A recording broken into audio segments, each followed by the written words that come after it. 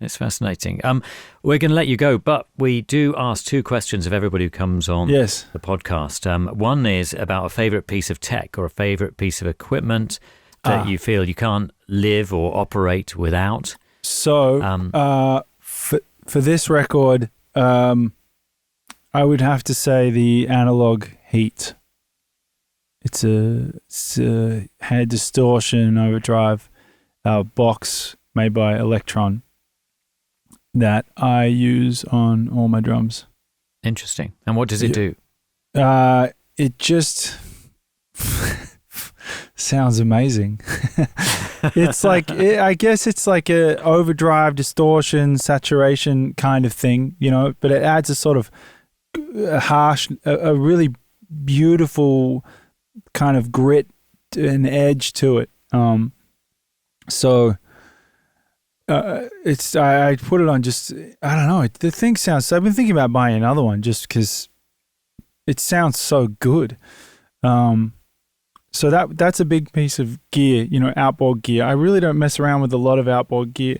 And then the reverb that I used on most of this record, which I moved down in my rack and I forget I own it, is the Bricasti M7, which I will go on the record as saying is the most expensive sounding reverb I've ever heard.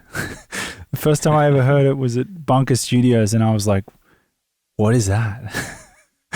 You know, and it just sounds money. It just sounds really good. So I never thought I'd buy an outboard reverb, but here we are.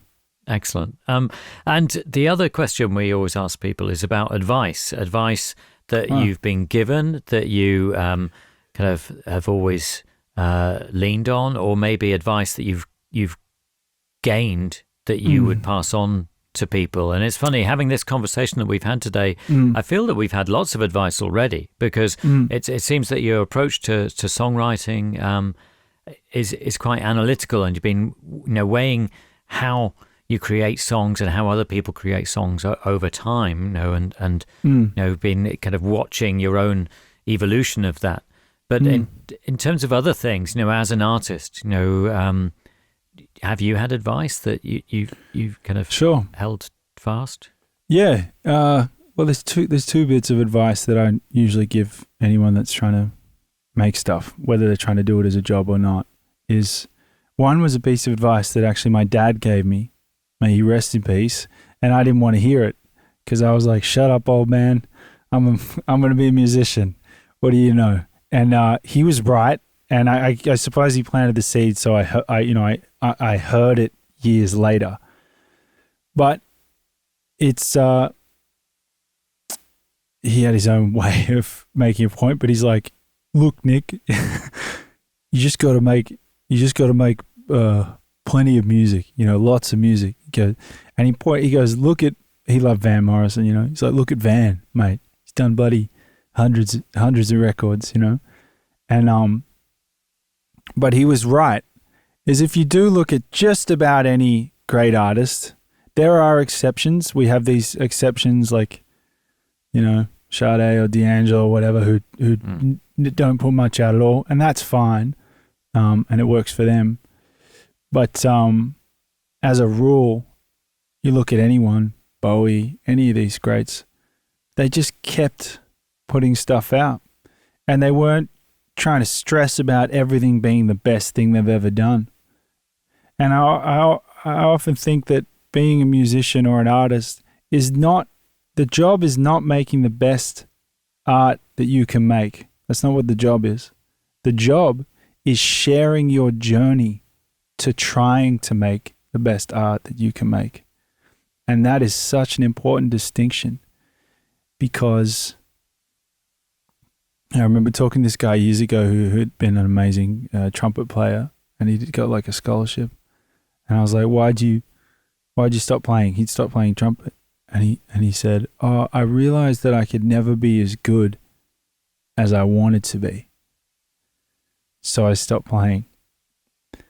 And I was actually kind of offended by that statement, because I was like, no one's ever as good as they want to be. And I said to him, I go, do you think the music I put out is the best I'll ever be? You know, it's like, absolutely not. There's somewhere better to be.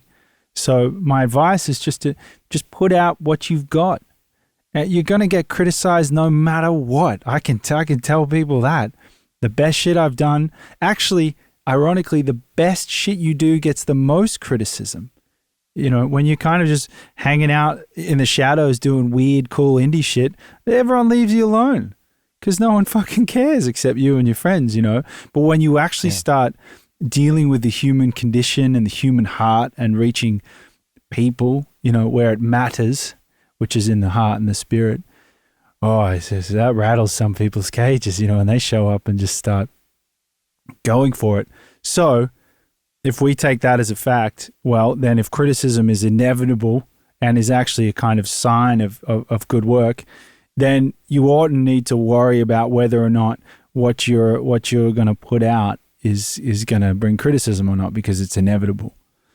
So I just keep putting stuff out, you know. I think a lot of people worry about getting coverage, being seen, getting followers, all this stuff.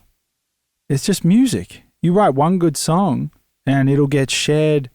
Well, you won't have to pay any marketing or promoting. People will share it. That's people share good music. That's how real good music gets places. So, yeah, that's my one advice, is like, just keep making music. And I think a lot of the times it's hard to let go of something you've put out, if it's because you put so much energy into it. And if it doesn't go big, you think, we need a music video, or we need to push it, or this or that. And unfortunately, if it doesn't go big, that's just, once you put a song out, you no longer have any control over it. It just does what it does. It's kind of magic. It'll go big or it'll stay small, or maybe it'll take 10 years and get synced in a film and it'll be your biggest hit ever, or, you know, or maybe after you're dead, everyone will decide they love it. That happens to artists all the time. You can't control it. The only thing you can control as an artist is what you make. So make something again, you know. That's my main advice, is just keep making music and try not to stress out about how it's received and whether people like it or not. Yeah. And then the second piece of advice is to try and make recording and documenting music as habitual as possible. Because when the kind of, you don't want to have to always put in an extra 10% every time you need to make a song, because, you know, that's over a lifetime. You're going to miss, you know, maybe hundreds of hours of music that could have been good, you know, or could have been useful. So I try to always have like devices that I can carry on me, or, you know, notebooks or voice memos, and just organize them. And I guess we kind of went through that in this, so people could kind of copy the way I do that. But that's another thing, is just having stuff, because, you know, when I was a young man, I thought, I can do this. You know, why don't I have a record deal or whatever? No one's looking for what you can do. They're just looking at what you do.